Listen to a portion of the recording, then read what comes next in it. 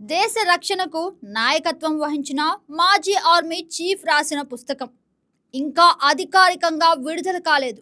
అయినా అది విదేశీ మార్కెట్లలో ఎలా అమ్మకానికి వచ్చింది? రక్షణ మంత్రిత్వ శాఖ అనుమతి లేకుండా IASBAN నంబర్తో గ్లోబల్ ప్లాట్ఫామ్లలో దర్శనం ఇవ్వటం ఎలా సాధ్యం? ఇది సాధారణ పైరసీనా లేక పక్కా ప్రణాళికతో జరిగిన లీక్ ఆపరేషనా? సరిహద్దుల ఘర్షణల వంటి సున్నితమైన అంశాలు ఉన్న పుస్తకం పార్లమెంట్లో కోట్ చేయబడేంత వరకు బయటకు ఎలా వచ్చింది? లీక్ ఎక్కడ జరిగింది? పబ్లిషర్ వద్ద లేక డిజిటల్ దాడ? దేశ భద్రతకు సంబంధించిన సమాచారాన్ని ఎవరైనా ఇలా మార్కెట్లోకి తీసుకురాగలరా? 4 స్టార్స్ ఆఫ్ డెస్టినీ పుస్తకం విడుదల కాకముందే దుమారం రేపుతోంది. భారత సైన్యం మాజీ అధిపతి జనరల్ మనోజ్ ముకుంద్ నరవణే రచించిన స్వీయ చరిత్ర పుస్తకం 4 స్టార్స్ ఆఫ్ డెస్టినీ చుట్టూ నెలకొన్న వివాదం ఇప్పుడు జాతీయ భద్రత, ప్రచురణ నిబంధన, రాజకీయ ప్రతిస్పందనలు మూడింటిని ఒకేసారి కుదిపేస్తుంది. ఇంకా అధికారికంగా ప్రచురణ దశకే చేరుకోలేదని చెప్పబడుతున్న ఈ పుస్తకం రక్షణ మంత్రిత్వ శాఖ అనుమతులు రాకముందే గ్లోబల్ మార్కెట్లో దర్శనమివ్వటం ఢిల్లీ పోలీసుల దర్యాప్తుతో కొత్త మలుపు తీసుకుంది. ఇది కేవలం పైరసీ కేసేనా లేక పక్కా ప్రణాళికతో జరిగిన లీకేజీ ఆపరేషనా అనే సందేహాలు ఇప్పుడు సర్వత్రా వినిపిస్తున్నాయి. ఢిల్లీ పోలీసుల కథనం ప్రకారం 4 స్టార్స్ ఆఫ్ డెస్టినీ పేరుతో ఒక copy America, Canada, Australia, Germany వంటి దేశాల్లోనూ ఆన్లైన్ ప్లాట్ఫామ్లో విక్రయానికి అందుబాటులో ఉన్నట్లు గుర్తించారు. మరింత ఆశ్చర్యం కలిగించిన అంశం ఏంటంటే ఆ కాపీకి 13 అంకెల international standard book number ISBN కేటాయించబడినట్టు కనిపించడం. సాధారణంగా అన్ని చట్టబద్ధ అనుమతుల పొంది ప్రచురణ పూర్తయిన తర్వాతే ISBN నంబర్ జారీ అవుతుంది. రక్షణ మంత్రిత్వ శాఖ అనుమతి లేకుండానే ఈ పుస్తకానికి ISBN ఎలా వచ్చిందన్నది దర్యాప్తు ప్రధాన దిశగా మారింది. ఢిల్లీ పోలీసుల ప్రాథమిక అంచనా ప్రకారం ఇది సాధారణ పైరసీ కాదని, సమన్వయంతో ప్రణాళికబద్ధంగా జరిగిన లీక్ ఆపరేషన్ అయి ఉండొచ్చని భావిస్తున్నారు. అందుకే ఈ కేసును సాధారణ క్రైమ్ విభాగం కాకుండా స్పెషల్ సెల్ దర్యాప్తు చేస్తుంది. డిజిటల్ ట్రాన్సాక్షన్లు, విదేశీ సర్వర్లు, ఆన్లైన్ రీటైల్ చైన్లతో సంబంధాలపై విచారణ సాగుతుంది. ఎవరు అప్లోడ్ చేశారు, ఎక్కడి నుంచి ఫైల్ బయటకు వచ్చింది, ఆర్థిక లావాదేవీలు ఎలా జరిగాయి అనే అంశాలను పోలీసులు సూక్ష్మంగా పరిశీలిస్తున్నారు. ఇప్పటికే ఈ వ్యవహారంపై FIR నమోదు చేసి ప్రచురణ సంస్థ పెంగ్విన్ రాండమ్ హౌస్ ఇండియాకు నోటీసులు జారీ చేశారు.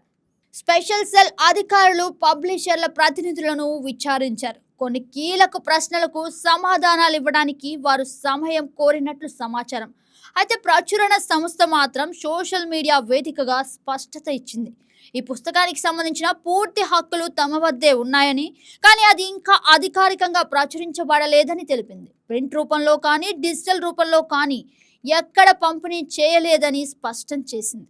ఇదే సమయంలో మాజీ చీఫ్ జనరల్ నరవణే కూడా స్పందించారు. పబ్లిషర్ల వివరణను షేర్ చేస్తూ ప్రస్తుతం పుస్తకం ప్రచురణ కాలేదని ఆయన పేర్కొన్నారు. తన రచన చుట్టూ జరుగుతున్న రాజకీయ, మీడియా చర్చలపై ఆయన ప్రత్యక్ష వ్యాఖ్య చేయకపోయినా అధికారిక ప్రకటననే ప్రామాణికంగా పరిగణించాలని సూచించారు. ఈ వివాదానికి మరో కోణం రాజకీయ ప్రతిస్పందన.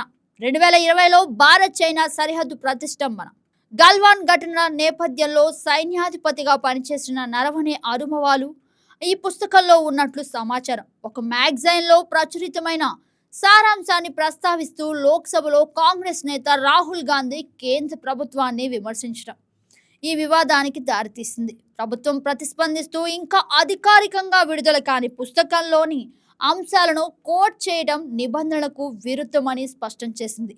దీంతో అసలు లీక్ ఎక్కడి నుంచి అన్న ప్రశ్న మరింత బలపడింది. ఇక్కడ ప్రధానంగా చర్చకు వస్తున్నది రక్షణ రంగానికి సంబంధించిన రచనలపై అమలయ్యే పబ్లికేషన్ క్లియరెన్స్ విధానం. సైన్యంలో ఉన్నత హోదాల్లో పనిచేసిన అధికారులు, ముఖ్యంగా చీఫ్ స్థాయి వ్యక్తులు తమ అనుభవాలను పుస్తక రూపంలో విడుదల చేయాలంటే రక్షణ మంత్రిత్వ శాఖ నుంచి ముందస్తు అనుమతి తీసుకోవాలి. కారణం స్పష్టమే, దేశ భద్రతకు సంబంధించిన సున్నితమైన సమాచారాన్ని బహిర్గతం చేయకుండా ఉండటం. ఈ అనుమతి ప్రక్రియ పూర్తి కాకముందే పుస్తకం అంతర్జాతీయ మార్కెట్లలో కనిపించడం వ్యవస్థలో ఎక్కడో లీకేజీ జరిగిందనే అనుమానాన్ని బలపరుస్తోంది. ఇక ఐఎస్బిఎన్ అంశం కూడా కీలకం. సాధారణంగా ప్రచురణకు సిద్ధమైన మాన్యుస్క్రిప్ట్కు ప్రచురణకర్త ఐఎస్బిఎన్ కోసం దరఖాస్తు చేస్తారు. అది ఒక ప్రత్యేక గుర్తింపు సంఖ్య. ఆ నెంబర్ ఆధారంగా ప్రపంచవ్యాప్తంగా డిస్ట్రిబ్యూషన్ జరుగుతుంది. అయితే ఇక్కడ ప్రశ్న ఏంటంటే, ఆ ఐఎస్బిఎన్ అసలుదా లేక నకిలీగా ఉపయోగించబడిందా? ఒకవేళ అసలుదైతే అనుమతులు లేకుండానే ప్రక్రియ ఎలా పూర్తయింది? ఇక నకిలీ అయితే అది అంతర్జాతీయ ఆన్లైన్ ప్లాట్ఫామ్లలో ఎలా గుర్తించబడకుండా పోయింది? ఈ వివాదం కేవలం ఒక పుస్తక లీక్ గానే పరిమితం కావడం లేదు. ఇది సమాచార భద్రత, డిజిటల్ కాపీరైట్ పరిరక్షణ మరియు రాజకీయ వేదికలపై సున్నితమైన రక్షణ అంశాల వినియోగం వంటి అంశాలపై పెద్ద చర్చకు దారితీస్తుంది. ముఖ్యంగా భారత్ చైనా సంబంధాలు ఇప్పటికే సున్నిత దశలో ఉన్న తరుణంలో ఆ కాలానికి చెందిన వివరాలు అధికారిక అనుమతి లేకుండానే బయటకు రావటం జాతీయ భద్రతా కోణంలో కూడా ఆందోళన కలిగిస్తోంది. ఇక అదే సమయంలో ప్రజాస్వామ్యంలో పారదర్శకత అవసరం అనే వాదన కూడా ఉంది. ఉన్నతాధికారుల అనుభవాలు చరిత్రలో భాగమవుతాయి, కానీ ఆ ప్రక్రియ చట్టబద్ధంగా లేదా బాధ్యతాయుతంగా సాగాలి.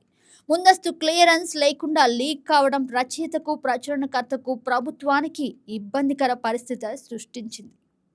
ఇప్పుడు దృష్టి మొత్తం ఢిల్లీ పోలీసుల దర్యాప్తుపైనే ఉంది. డిజిటల్ ట్రయల్ ఎక్కడికి దారితీస్తుంది? ఇది అంతర్గత లీక్నా లేక హ్యాకింగ్, డేటా బ్రీచ్ ఘటన? విదేశీ మార్కెట్లలో విక్రయానికి పెట్టిన వారు ఎవరు అనే ప్రశ్నలకు సమాధానాలు రానున్న రోజుల్లో తేలనున్నాయి. ఇంతలో రక్షణ మంత్రిత్వ శాఖ నుంచి అధికారిక స్పందన రాకపోవడం కూడా గమనార్హం. ఒకవైపు రాజకీయ విమర్శలు, మరోవైపు పోలీసుల దర్యాప్తు.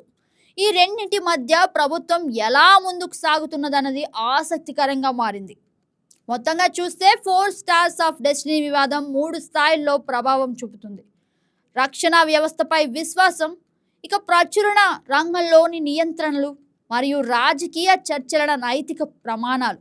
ఒక పుస్తకం ఇంకా వెలువడక ముందే అంతర్జాతీయ చర్చకు దారితీసిన ఈ ఘటన డిజిటల్ యుగంలో సమాచార నియంత్రణ ఎంత సవాలుతో కూడుకున్నదో మరోసారి గుర్తు చేస్తుంది. ఈ దర్యాప్తు ఎటు తేలుతుందో చూడాలి, కానీ ఒక విషయం మాత్రం స్పష్టంగా కనిపిస్తుంది. జాతీయ భద్రతకు సంబంధించిన అంశాల్లో నిర్లక్ష్యం, లీకేజీ లేదా రాజకీయ ప్రయోజనాల కోసం వినియోగం ఏదైనా సరే అది దేశవ్యాప్తంగా తీవ్ర ప్రతిస్పందనకు దారితీస్తుంది. ఇప్పుడు అందరి చూపు ఒక్కటే, సత్యం ఎప్పుడు వెలుగులోకి వస్తుందని.